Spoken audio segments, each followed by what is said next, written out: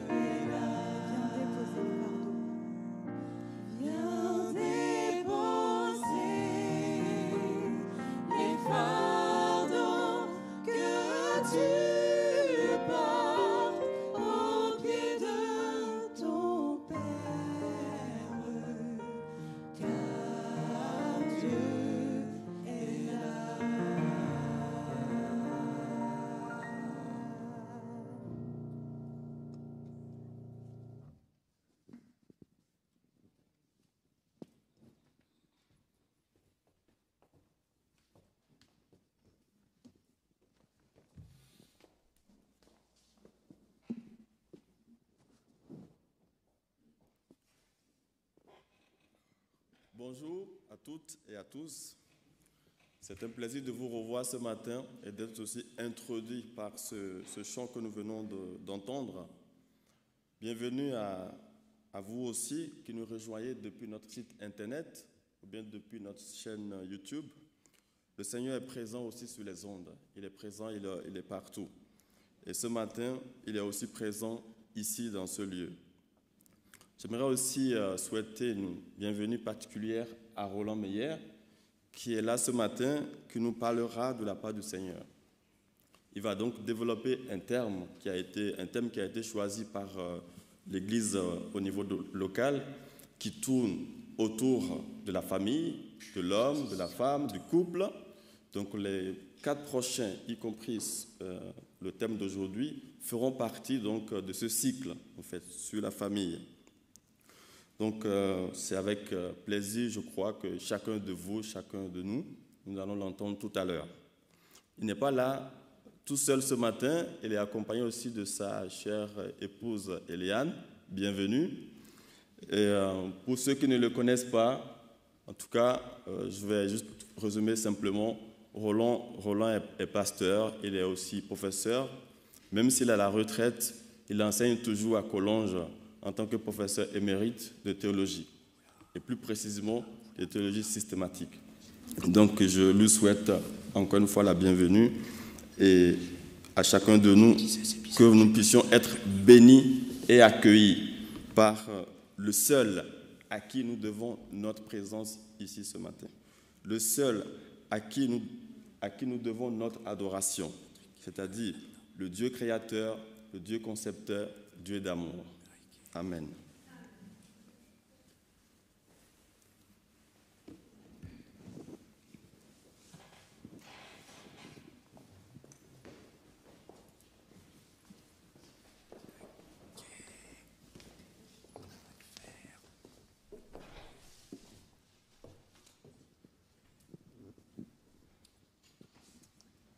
Rebonjour à tous ceux que j'ai déjà vus ce matin et bonjour à nos internautes. Joyeux sabbat. J'espère que vous allez bien et que vous êtes prêts à louer le Seigneur avec nous. Je vous invite à vous mettre debout. Et le psaume 136, les versets 1 à 3 nous disent « Louez l'Éternel car il est bon, son amour durera toujours. Louez le Dieu des dieux, son amour durera toujours. Louez le Seigneur des seigneurs, oui, son amour durera toujours. Et la bonté éternelle de Dieu est proclamée encore comme cela pendant 23 versets. Car Dieu est un Dieu puissant, il règne, il est fidèle, il ne faiblit jamais, il a accompli de grandes choses hier, il en accomplit aujourd'hui et il en accomplira encore demain. Chantons ensemble avec entrain le psaume 136. Louez Dieu car il est bon, son amour durera toujours.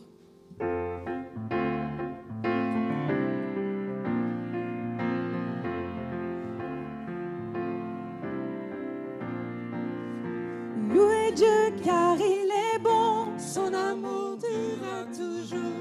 Louez le Dieu du pardon, son amour durera toujours. Louez le Dieu juste et saint, son amour durera toujours.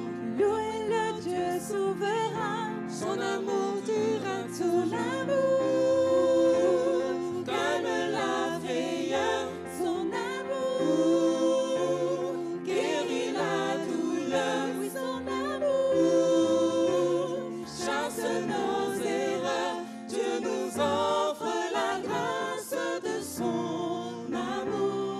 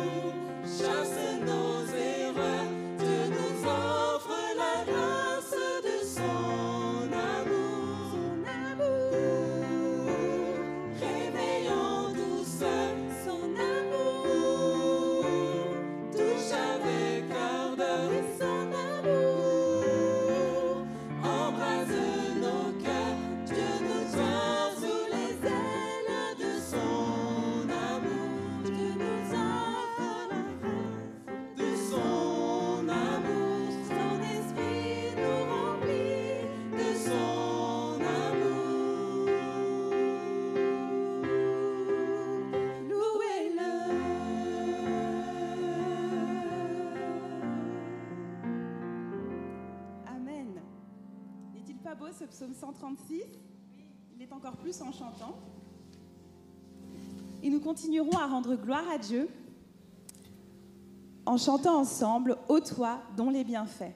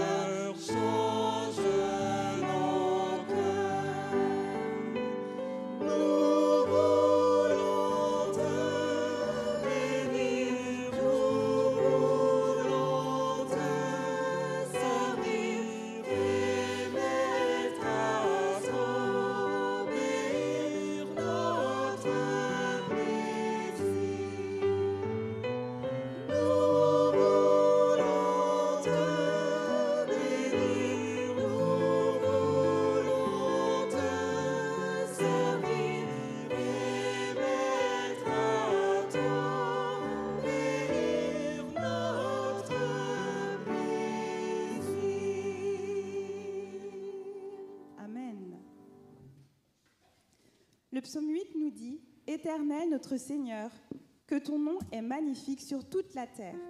Ta majesté domine le ciel. Quand je contemple le ciel, les œuvres de tes mains, la lune et les étoiles que tu as placées, je dis, qu'est-ce que l'homme pour que tu te souviennes de lui et le Fils de l'homme pour que tu prennes soin de lui? Tu l'as fait de peu inférieur à Dieu et tu l'as couronné de gloire et de grandeur. Merci Seigneur de nous avoir créés à ton image, hommes et femmes, tu nous as créés pour ta gloire. Chantons ensemble d'un cœur reconnaissant, Dieu Tout-Puissant.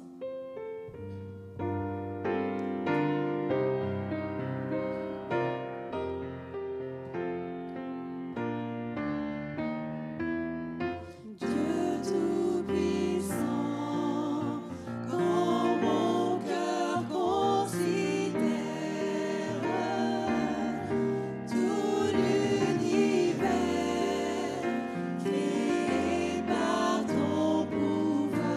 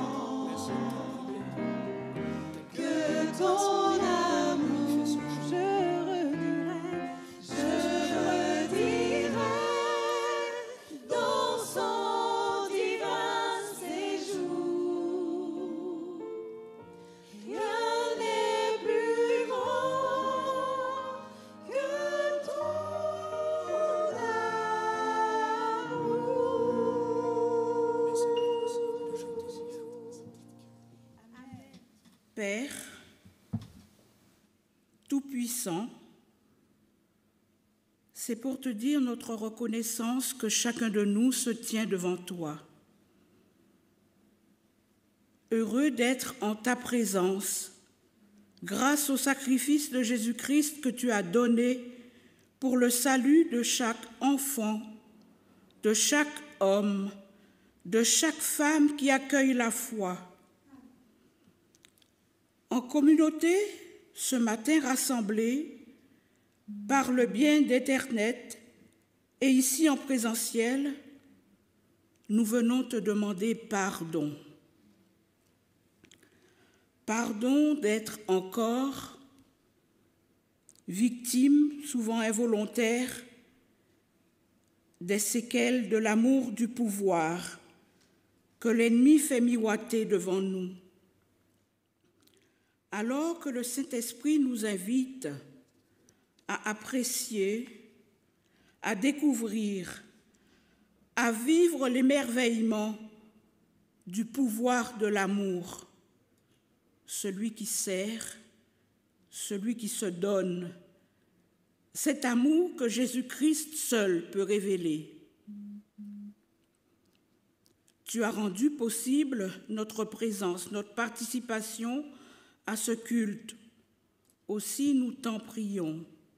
Dispose nos cœurs, nos pensées, à l'écoute de ta parole, apportée comme une bonne nouvelle ce matin par Roland Meyer.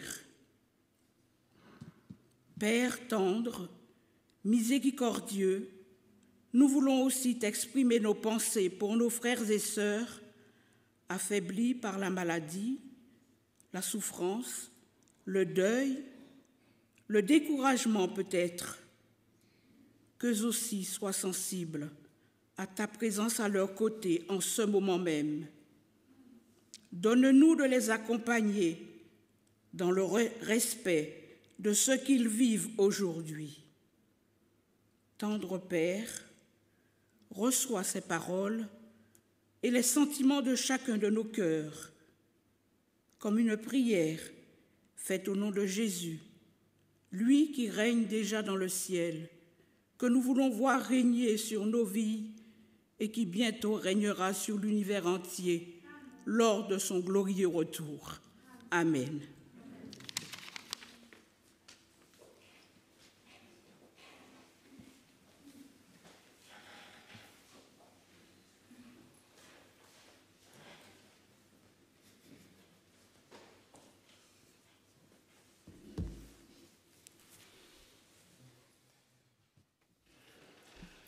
Les offrandes de ce matin sont une offrande spéciale. Donc, elles seront pour le département de la jeunesse de notre fédération. Donc, la Sono va passer une vidéo qui explique à quoi va servir cette offrande. Et à la fin de la vidéo, les diacres passeront dans les rangs pour la collecte des dîmes et offrandes. Merci de votre générosité.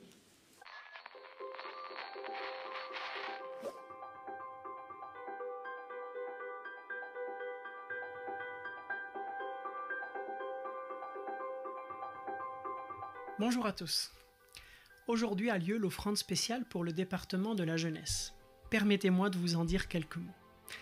Le département de la jeunesse a la vision de participer au développement holistique de chaque enfant et de chaque jeune. Par les relations, les activités et les ressources pratiques, nous voulons permettre à chaque enfant, chaque adolescent, d'apprendre à mieux connaître Dieu, à développer sa relation avec lui et à devenir un disciple engagé. Nous visons également à témoigner de notre foi, à servir notre prochain et apprécier et respecter la planète que Dieu a créée pour nous. Cette vision, concrètement, elle se décline en 4 catégories. Quand on pense au département jeunesse, on pense, c'est vrai, avant tout aux événements. Que ce soit des journées, des week-ends ou des camps. Ces événements ont accompagné beaucoup d'entre vous déjà par le passé, elles accompagnent encore beaucoup de nos jeunes aujourd'hui. Que ce soit des événements vécus au niveau de notre fédération, que des événements aussi internationaux comme les camporées ou les congrès de jeunesse. Mais le département de jeunesse, c'est aussi du matériel qui est mis à disposition des troupes et des églises locales. Du matériel sportif, du matériel pour la vie de camp, pour les bricolages et tout un tas de matériel technique. On y pense un peu moins, mais le département jeunesse, c'est aussi des ressources.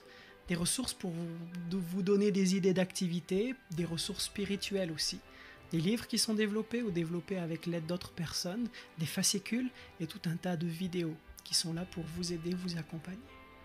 Enfin, le département jeunesse, c'est aussi des formations à tous les niveaux, tant au niveau local, auprès des troupes, auprès des groupes qui essayent de se lancer ou qui vivent des difficultés, qu'au niveau fédéral aussi, où plusieurs animateurs de plusieurs régions de la Suisse romande et du Tessin peuvent se retrouver pour tisser des liens et pourquoi pas créer des synergies entre églises. Si vous voulez en savoir plus sur tout cela, n'hésitez pas à aller voir notre site internet jeunesse.adventiste.ch.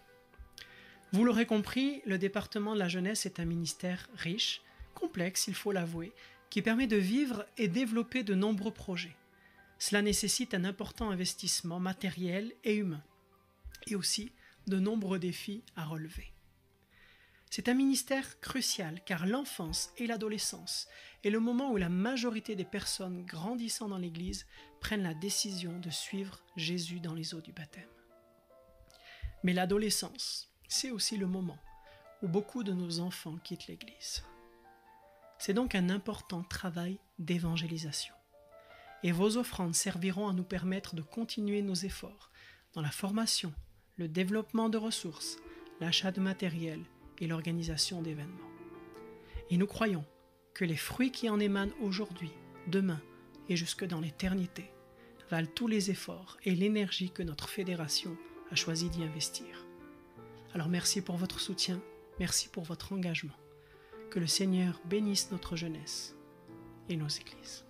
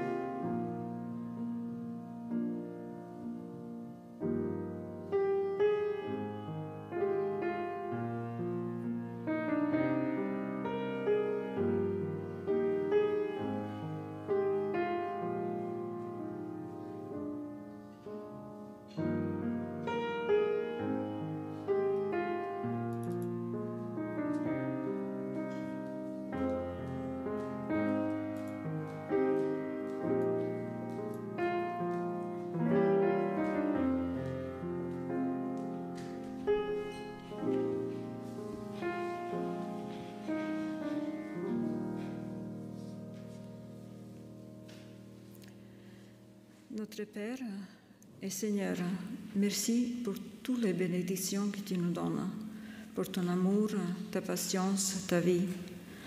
Tout ce qu'on a reçu, c'est de toi. Bénis cette offrande et que soit aux gloires de ton nom et de ton Église. On te prie au nom de Jésus. Amen.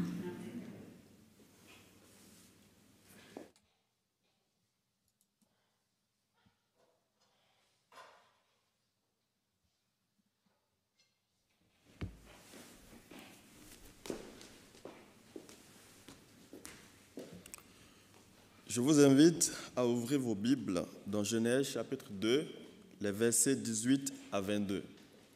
Genèse chapitre 2, versets 18 à 22. Je ferai la lecture dans la version Nouvelle Français courant. Le Seigneur Dieu se dit, « Il n'est pas bon que l'être humain soit seul. Je vais lui faire un vis-à-vis qui lui corresponde, capable de le secourir. » Avec de la terre, le Seigneur façonna quantité d'animaux sauvages et d'oiseaux, et il les conduisit à l'être humain pour voir comment celui-ci les nommerait. Chacun de ces animaux devait porter le nom que l'être humain lui donnerait. Celui-ci donna donc un nom aux animaux domestiques, aux animaux sauvages et aux oiseaux. Mais il ne trouva pas de vis-à-vis qui lui corresponde, capable de le secourir. Alors, le Seigneur Dieu fit tomber l'homme dans un profond sommeil. Il lui prit un de ses côtés et referma la chair à sa place. Avec ce côté, le Seigneur fit une femme et la conduisit à l'homme. Que Dieu bénisse la lecture de sa parole. Amen.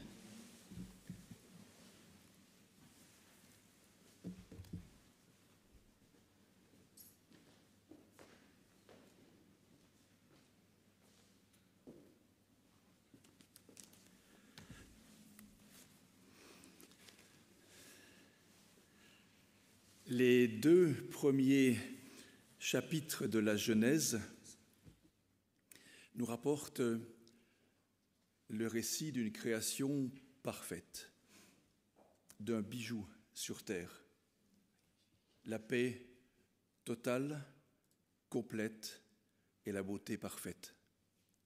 Les deux derniers chapitres de l'Apocalypse nous permettent de comprendre que la recréation sera une œuvre parfaite de notre Seigneur, où il y aura là aussi une paix parfaite.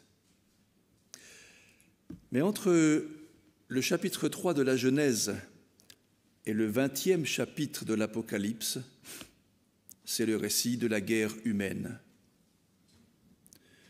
du vol, de l'assassinat, du viol, de l'inceste, de la tromperie, des guerres, de la violence et de la violence encore.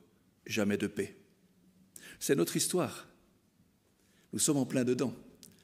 Nous sommes entre Genèse 3 et Apocalypse 20. J'espère, comme pour le Covid, qu'on en sortira un jour et que le Seigneur, enfin, mettra un terme à la misère dans laquelle nous vivons, sans cesse en train de perdre des êtres chers, sans cesse en train d'essayer de survivre et de survivre le moins mal possible. Alors, dans ce récit de la Genèse, au chapitre 1 et au chapitre 2, il nous est dit tout ce que Dieu a fait. Il ne nous est pas dit comment il l'a fait, même si notre frère a lu un texte que je lui ai demandé de lire, où on a une petite opération chirurgicale, ça ne nous dit pas comment Dieu s'y est pris. C'est un récit qui nous dit suffisamment de choses pour que nous comprenions que nous ne venons pas de nulle part ou du hasard, mais que nous venons bien d'un Père aimant. Comme il vous a été dit, vous avez lancé une thématique sur l'homme, la femme, la famille pour les sabbats qui viennent. Et j'aimerais focaliser notre attention plus particulièrement sur la femme ce matin. Et là aussi, vous le comprenez bien, depuis Genèse 3 jusqu'à maintenant, nous n'avons cessé de la maltraiter. Que disent les chapitres 1 et 2 ? Vous les connaissez certainement par cœur, ces versets.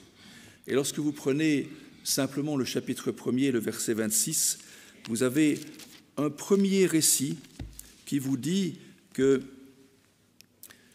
Dieu a créé l'humain. C'est vrai, c'est le mot Adam qui est ici. Il créa l'homme. Mais le mot Adam est un mot générique qui exprime aussi bien l'homme que la femme. Et un peu plus tard, l'homme s'appellera Adam, c'est-à-dire celui qui vient de la terre, le terreux. Et donc, lorsqu'on a cette première mention de la création, on a les humains qui sont créés, à l'image et à la ressemblance de Dieu. Je ne vais pas m'attarder sur ces deux mots relativement complexes, mais simplement vous dire que si nous sommes hommes et femmes à l'image et à la ressemblance de Dieu, c'est que Dieu avait un projet d'une identité bien particulière pour les êtres humains qu'il a créés. Un projet différent que pour les végétaux ou pour les animaux ou pour les fleuves, les mers et les montagnes.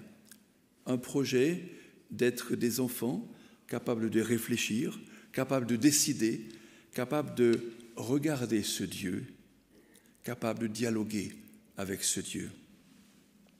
Un petit peu plus bas dans le récit, il est mentionné au verset 27 qu'il a fait l'homme à son image, Adam, l'homme et la femme, et finalement, le texte nous dit, il a créé, puisque le texte précise de plus en plus ce que l'auteur veut nous faire comprendre, même si personne n'était présent lors de ce temps de création, il a créé un mâle et une femelle. Exactement les mêmes terminologies que pour les animaux, un mâle et une femelle. Donc nous avons un premier propos qui nous est dit, une humanité à l'image et à la ressemblance de la divinité.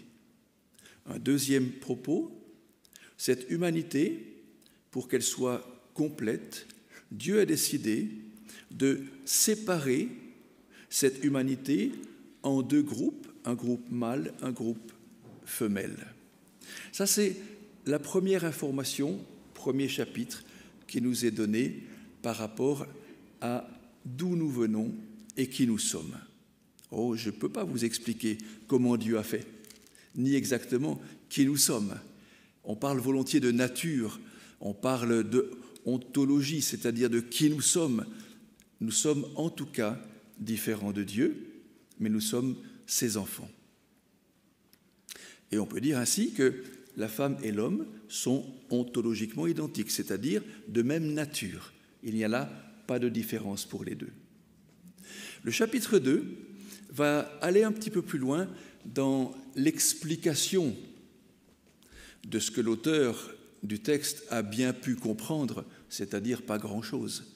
Parce que lorsqu'on parle d'un Dieu qui crée, on ne comprend pas grand-chose. Lorsque vous avez Jésus qui voit un aveugle et qui lui redonne la vue, comment il a fait? Un peu de boue, un peu de salive et ça marche. Essayez, mais ça ne marchera pas de la même manière. Quand on voit Jésus qui dit « sors du tombeau » et que les bandelettes éclatent et que l'individu sort du tombeau, je ne sais pas comment il a fait. Il n'y a pas une recette, il n'y a pas une manière physique d'interagir pour immédiatement guérir, pour immédiatement redonner la vie. Ça appartient à Dieu. Donc, ontologiquement, nous sommes différents de Dieu, mais hommes et femmes, nous sommes ontologiquement égaux. Dans le chapitre 2, il y a 2 ou 3 petits indices qui nous sont donnés, sans pour autant que nous soyons capables de dire exactement ce qui s'est passé. Verset 7, par exemple, lorsqu'il est dit qu'il a pris de la poussière de la terre, et puis il l'a façonné, et il a donné un élan de vie par son souffle, qu'on appelle aussi l'esprit, c'est le même mot que le vent, et puis il est advenu un être vivant ou une âme vivante. Ça a été comment Dieu a créé l'homme. En même temps, si vous prenez un peu de poussière et que vous soufflez dessus, ça fera de la saleté, ça ne fera pas un homme. Donc, on n'a pas d'information scientifique, mais on a un dire, qui n'est même pas un dire qui s'inscrit dans l'histoire, puisqu'il n'y a pas de témoin. C'est un récit auquel nous adhérons volontiers par la foi, et nous comprenons que les choses que Dieu fait nous échappent. On a donc, premier élément de ce 2e chapitre, qui est le façonnage de l'humain qui va s'appeler Adam, parce que Dieu a pris de l'Adama, il a pris de la terre.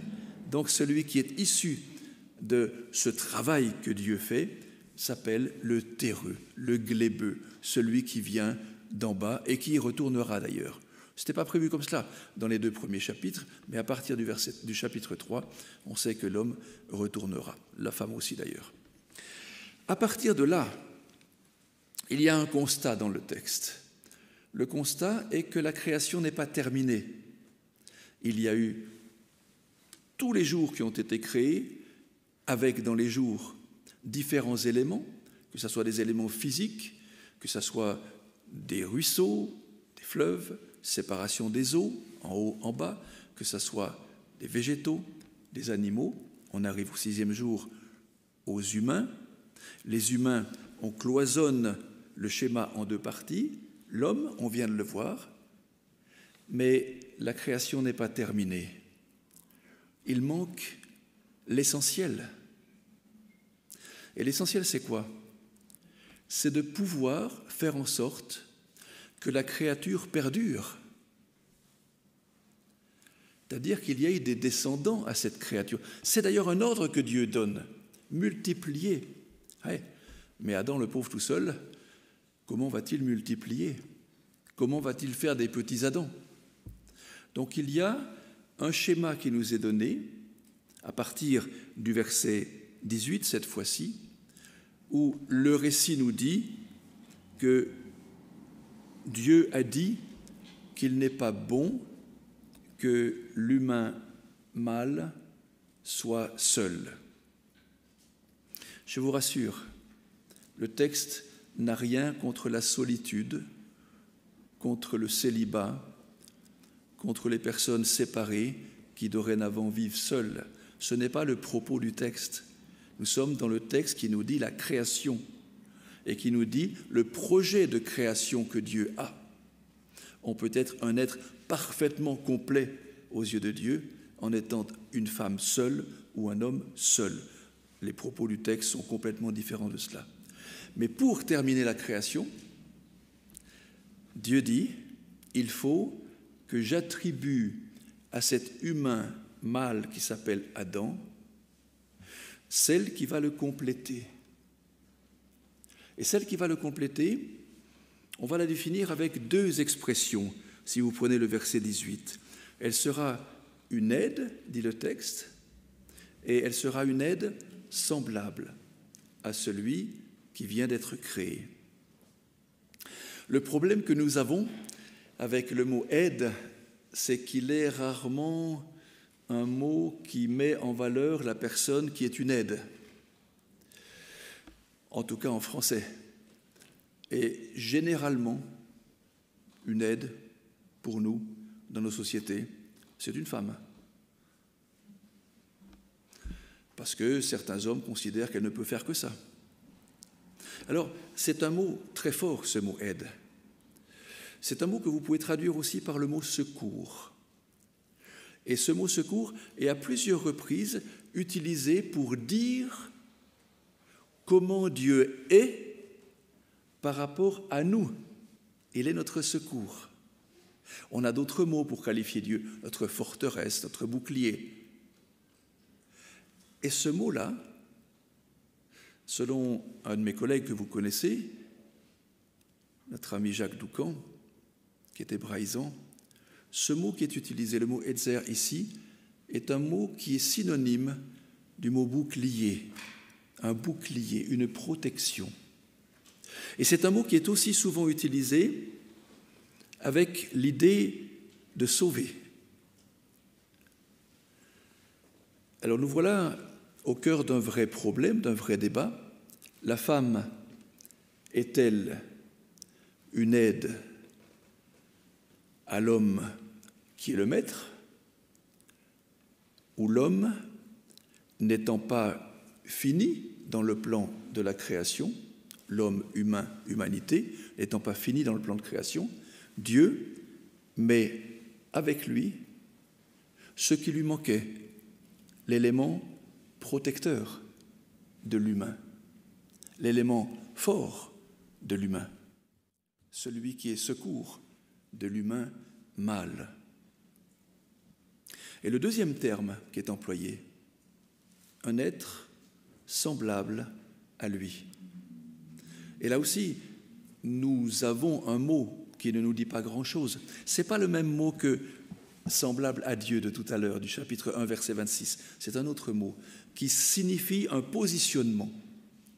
Et le positionnement de ce mot en hébreu va nous dire que la femme n'est pas mise au-dessus de l'homme, la femme n'est pas mise en dessous de l'homme, elle n'est même pas mise à gauche ou à droite, comme dans les mariages.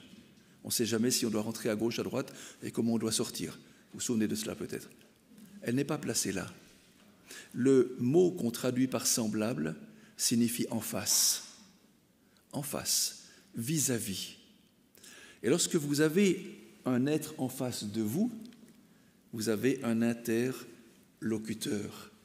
Vous avez quelqu'un qui parle avec vous et avec qui vous parlez. Autrement dit, un être égal à vous. Il y a un texte que j'ai repris d'Ellen White, 2 lignes, qui dit ceci dans Témoignages, volume 3 en anglais, à la page 484.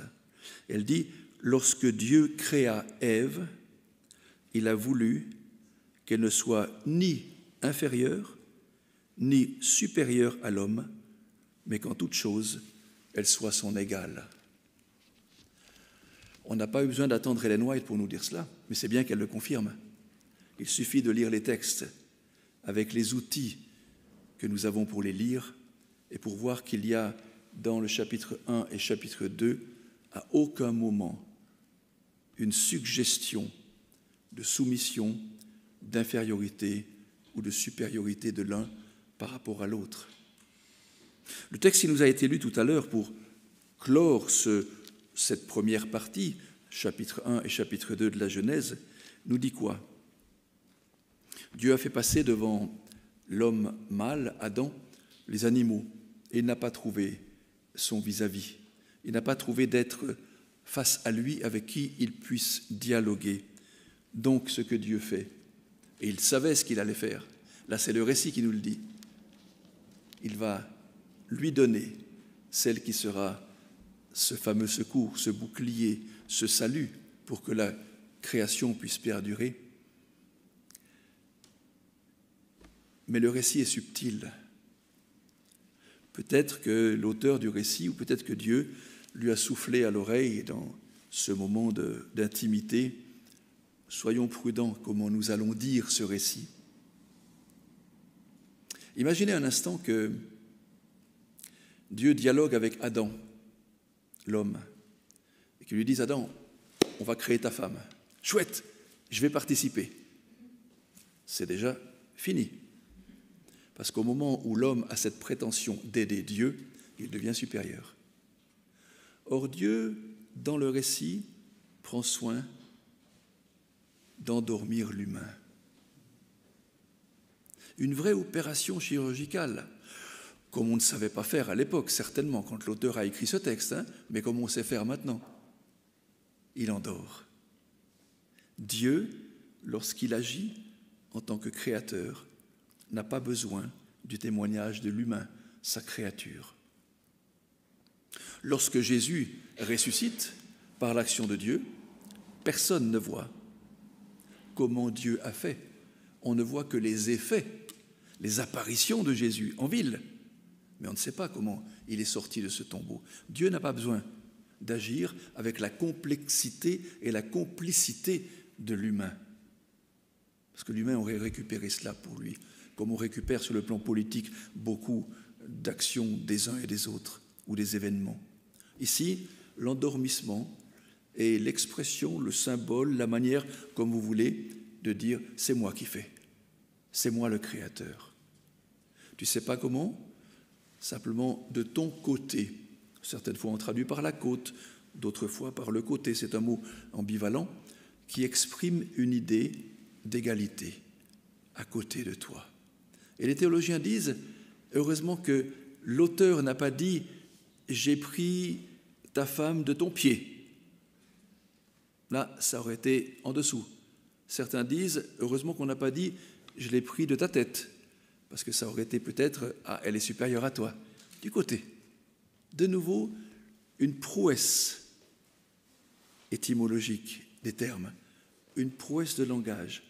Elle vient de ton côté, elle sera mise en face de toi.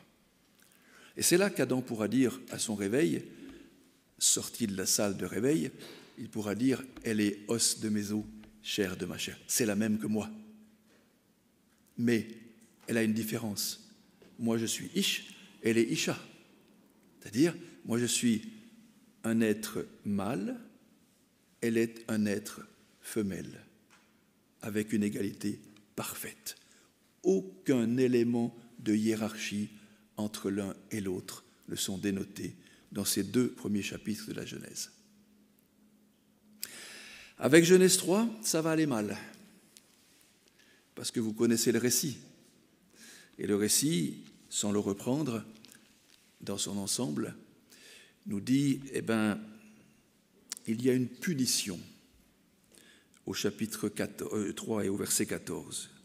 Il y a une punition contre le serpent qui a tenté la femme, elle est tombée et l'homme a suivi. En même temps, au verset 15, il y a une victoire. Je mettrai inimitié entre toi et la femme, entre ta postérité et sa postérité. Elle t'écrasera la tête. Victoire de l'humain, victoire de la femme sur le serpent tentateur. Et puis on a, à partir du verset 16, une réalité. Vous vous souvenez peut-être que le chapitre 2 de la Genèse, les versets 15, 16 et 17, nous disait que Dieu a dialogué avec ses créatures pour leur dire attention, attention, il y a un choix maintenant que vous êtes dans ce jardin. Le choix, c'est de vivre ou de mourir. Voilà comment il faut faire pour vivre et voilà comment vous pouvez faire si vous décidez de ne pas vivre. Je ne rentre pas dans les détails maintenant, mais le choix a été fait de rompre la vie. Ça, vous le savez. Maintenant, lorsque Dieu dit au verset 17 du chapitre 2, « Tu mourras », l'auteur du récit nous dit « Tu mourras de mort ». C'est-à-dire, tu mourras certainement. Il n'y a pas à discuter. Il n'y a pas d'issue de secours. C'est la vie ou c'est la mort. Et quand nous discutons entre nous, qu'est-ce qu'on se dit? Comment vas-tu? Puis l'autre répond quoi? En général, ça va, parce qu'on n'a pas envie de dialoguer. Mais ça va. Ça pourrait aller mieux. Ça va comme des vieux. Je vous rejoins là. Ça pourrait aller mieux. Pourquoi? La mort, on s'en approche. Elle nous guette tous les jours. Donc quand on dit ça va, c'est qu'on essaye de dire on survit, mais on ne vit pas. La vie, elle est brisée. Nous survivons. Alors ça, c'est Genèse 2,17. La vie, avec un grand V, la mort avec un grand M. C'est l'un ou l'autre. C'est pas entre les deux. C'est pas je prends mes cachets jour et nuit pour essayer d'aller mieux. Non, je vais ou je vais pas. Et là, ça va pas. Mais ce qui est beau, c'est que Dieu n'a pas mis à exécution son plan de manière radicale, en disant tu as péché, c'est-à-dire tu as littéralement contourné l'arbre de la vie. Ça, c'est le péché, c'est contourner le but que Dieu avait fixé. C'est même le mot physique du péché qui indique cela. Et puis, tu es arrivé dans le camp de celui qui t'a attiré, qui est l'auteur de la mort, le Satan, l'ennemi, le diabolos dans le Nouveau Testament, celui qui met tout en désordre. Alors que faire maintenant? Tu vas continuer à vivre, dit Dieu. Mais progressivement, tu te rapprocheras de la mort et ça va être difficile. Donc on a ce verset 16 du chapitre 3 qui nous dit « Il y a augmentation des souffrances de ta grossesse ». Ça n'empêche pas que c'est la femme qui donne naissance, que c'est la femme sans l'homme qui a donné naissance au Sauveur de l'humanité, le fameux petit Jésus. Pas l'homme. L'homme est tenu à l'écart du plan du salut. C'est Dieu et la femme qui sauvent l'homme et la femme. L'homme est au bénéfice d'un acte du ciel et de la femme. Certes, ça sera dur, ça fera mal, mais c'est grâce à toi que la vie va continuer. Alors tu continueras à te porter vers ton mari, tu auras des désirs, mais ton mari sera, dit notre texte, celui qui va dominer sur toi. 2 mots sur ce verbe. Le verbe machal. C'est un beau verbe. C'est un verbe qui définit une seigneurie. Lorsque les auteurs de la traduction du texte hébreu en grec, qu'on appelle la Septante, avant Jésus-Christ, traduisent ce texte, ils utilisent ce mot « Seigneur ». C'est le même mot que celui qui est donné pour Dieu ou Jésus, notre Seigneur eux-mêmes. C'est une seigneurie. Mais quel est le but de la seigneurie? Ne prenez pas exemple au Moyen-Âge. C'est bien sûr faux. Au Moyen-Âge, on est dans la faute, on est dans le péché, on est dans le mal, on est dans la guerre. Le Seigneur maîtrise, le Seigneur dirige, il a le droit de vie et de mort sur ces sujets. Il a le droit d'en abuser. Le droit de l'homme, ça vient bien plus tard. Ici, être Seigneur, c'est en même temps être protecteur. Un protecteur aimant. On pourrait lancer le dialogue. La femme a commis une erreur, la première, certes, c'est le texte qui nous le dit. L'homme a commis la même erreur, le deuxième. Qu'on soit premier ou deuxième, on retourne à la poussière, les deux. Et là, le texte nous dit, la femme, Genèse 2, 18, était celle que je t'ai donnée comme aide, secours, protecteur. Elle a failli. Maintenant, tu deviendras son protecteur, son Seigneur protégeant, celui qui domine dans un sens aimant, un dominateur amoureux de ta femme, un protecteur amoureux de ta femme. Ça, c'est pour le dire de la création et de la chute. Maintenant, lorsqu'on franchit les temps et les espaces, on arrive non pas directement à notre époque, parce qu'on n'a pas de texte biblique de notre époque, mais on arrive au 1er siècle. Et au 1er siècle, on rédige le Nouveau Testament. Et dans ce Nouveau Testament, il y a des évangiles, il y a l'Apocalypse, il y a des livres historiques, mais il y a aussi des lettres, des épîtres. Et si vous prenez l'épître aux Éphésiens, par exemple, bien, vous avez un exemple qui nous est donné au chapitre 5, que, en général, les femmes n'aiment pas beaucoup qu'on cite, et que les hommes se régalent à citer. Éphésiens, chapitre 5, qu'est-ce que c'est? À partir du verset 15. Vous savez, les églises que Paul a créées vont pas mieux que nos églises maintenant. Hein? Il ne faut pas croire que ça allait mieux.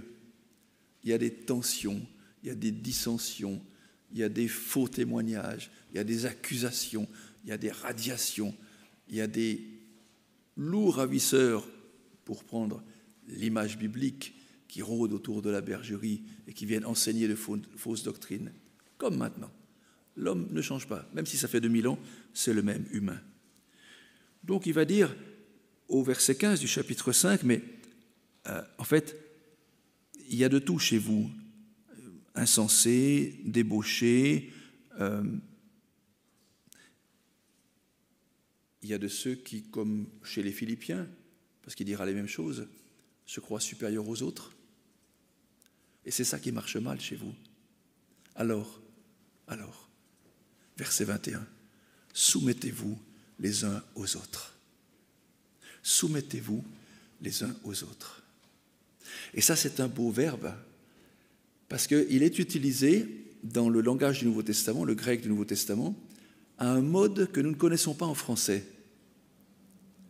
qui est la voix moyenne. Lorsqu'on utilise un verbe à la voix moyenne, cela va impliquer que celui que l'on enjoint à accomplir cette action le fait parce qu'il le veut bien. Soumettez-vous les uns aux autres n'est pas un impératif. Mais si vous voulez que les choses fonctionnent bien dans vos églises à Éphèse, soumettez-vous les uns aux autres.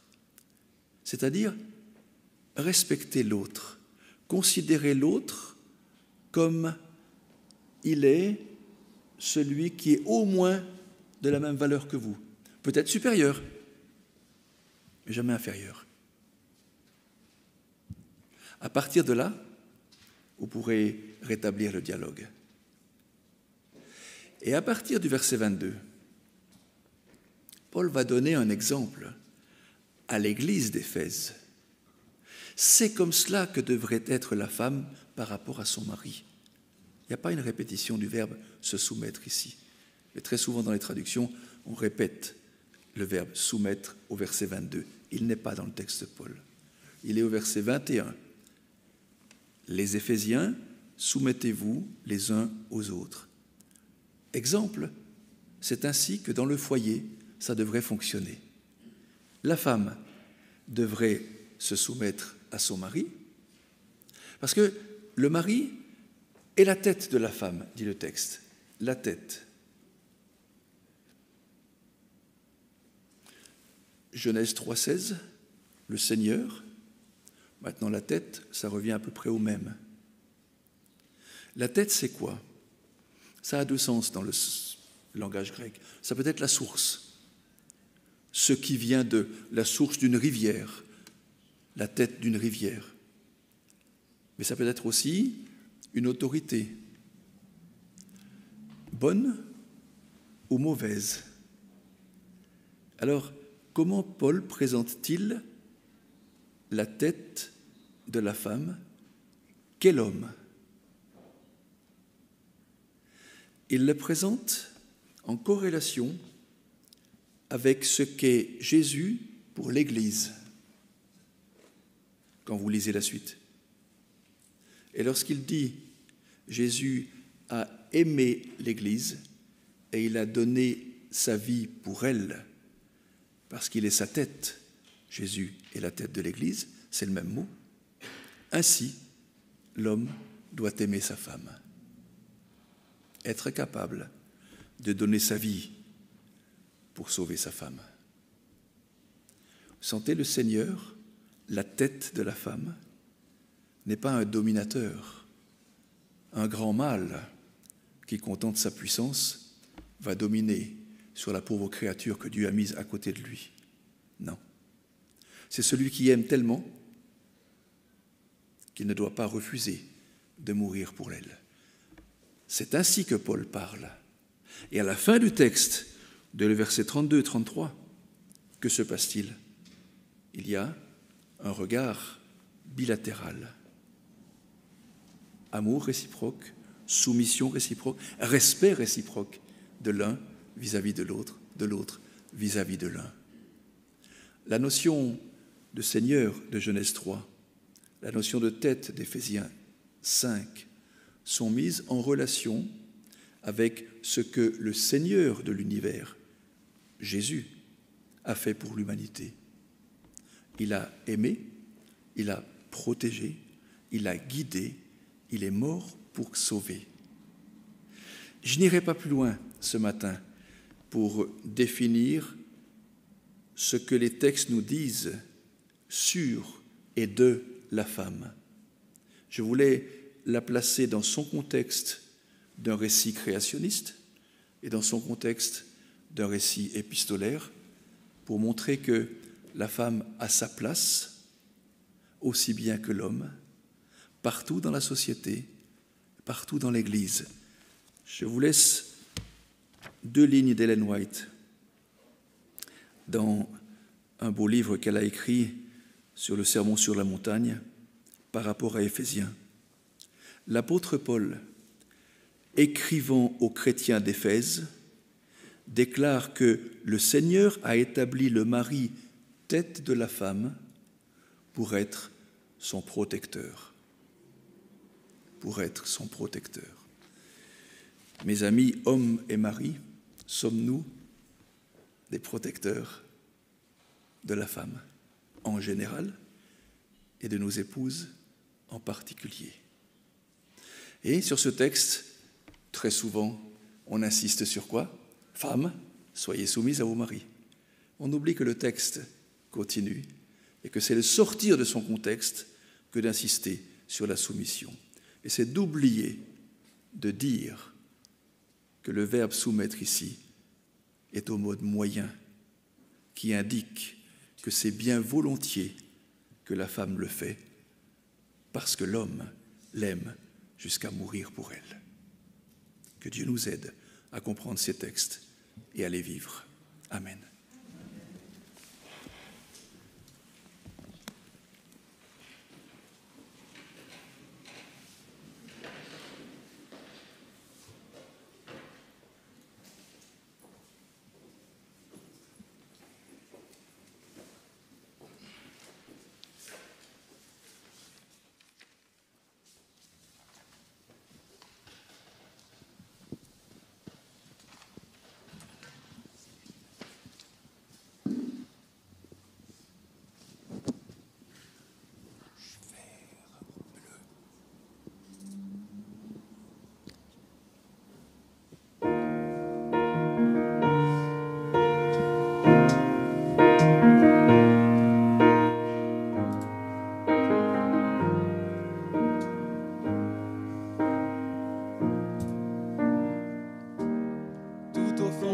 Je ne peux regarder, je peux seulement essayer d'imaginer la richesse qui existe au fond de ton cœur. L'or et l'argent peuvent faire briller mes yeux, mais te regarder me pousse à adorer Dieu. Ton âme est un vrai trésor qui jamais ne se ternira. Le péché ne pourra jamais effacer l'image que Jésus sur ton cœur a gravée. Ce que tu as fait, on n'a pas réussi, ni peuvent rien changer. C'est Dieu qui t'a choisi. Ce qui fait de toi une personne de valeur n'est ni ce que tu as ou ce que tu sais faire. Voilà l'amour de Dieu pour toi, quel mystère. Tu es un miroir qui reflète l'image du Seigneur. Et si les gens ne te remarquent pas encore, le plus important est que Dieu reconnaisse ta valeur. Tu es inestimable, plus précieux que tout l'or et l'argent de la terre. Si tu vas abandonner, Dieu n'abandonne jamais. Il est près de toi pour te relever. Si le monde te faisait tomber,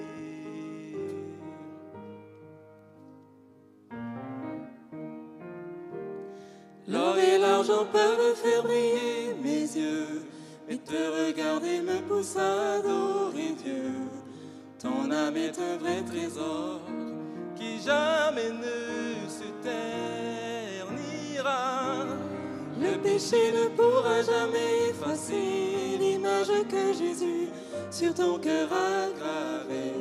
Ce que tu as fait ou n'a pas réussi, n'y peuvent rien changer. C'est Dieu qui t'a choisi. Ce qui fait de toi une personne de valeur n'est ni ce que tu as ou ce que tu sais faire. Voilà l'amour de Dieu pour toi, quel mystère. Tu es un miroir qui reflète l'image du Seigneur. Et si les gens ne te remarquent pas encore, le plus important est que Dieu reconnaisse ta valeur. Tu es inestimable, plus précieux que tout l'or et l'argent de la terre. vas abandonner, Dieu n'abandonne jamais. Il est près de toi pour te relever. Si le monde te faisait tomber, tu es un miroir qui reflète l'image du Seigneur. Et si les gens ne te remarquent pas encore, le plus important est que Dieu reconnaisse ta valeur. Tu es inestimable, plus précieux que tout l'or et l'argent de la terre. Si tu vas abandonner, Dieu n'abandonne jamais. Il est près de toi pour te relever. Si le monde te faisait tomber, tu es inestimable, plus précieux que tout l'or et l'argent de la terre. Si tu vas abandonner, Dieu n'abandonne jamais. Il est près de toi pour te relever. Si le monde te faisait tomber.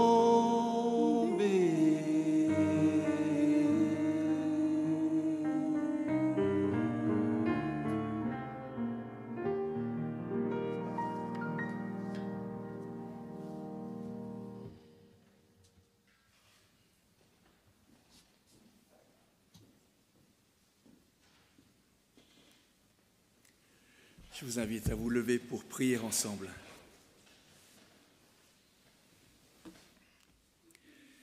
Notre bon Père, merci de ces récits que nous connaissons trop souvent par cœur, et le par cœur est peut-être dangereux. Aide-nous à les lire, les relire, les étudier, apprendre à les connaître, parce qu'ils ont des conséquences pour nos vies sur cette terre assombrie, affaiblie par tant d'années et de siècles de péché et de fautes. Aide-nous à voir les relations que nous devons entretenir les uns avec les autres, que ce soit en Église, que ce soit en famille, que ce soit au travail. Nous sommes des êtres égaux. Tu as voulu nous créer ainsi. Tu as voulu sauver la femme et l'homme. Et nous te remercions pour cela.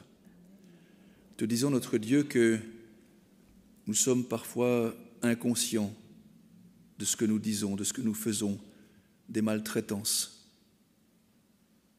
Donne-nous de réfléchir à nos vies, à notre éthique de vie, à notre comportement, et que nous puissions grandir les uns et les autres, sachant que personne n'est au-dessus de l'autre, mais nous sommes tous au-dessous de toi, parce que tu es le maître de l'univers, de la femme, de l'homme, des enfants et des personnes âgées. Bénis cette Église, ceux qui la composent. C'est là ma prière.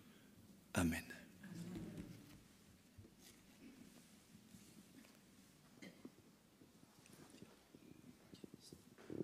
Nous chanterons ensemble « Que la grâce de Dieu soit sur toi ».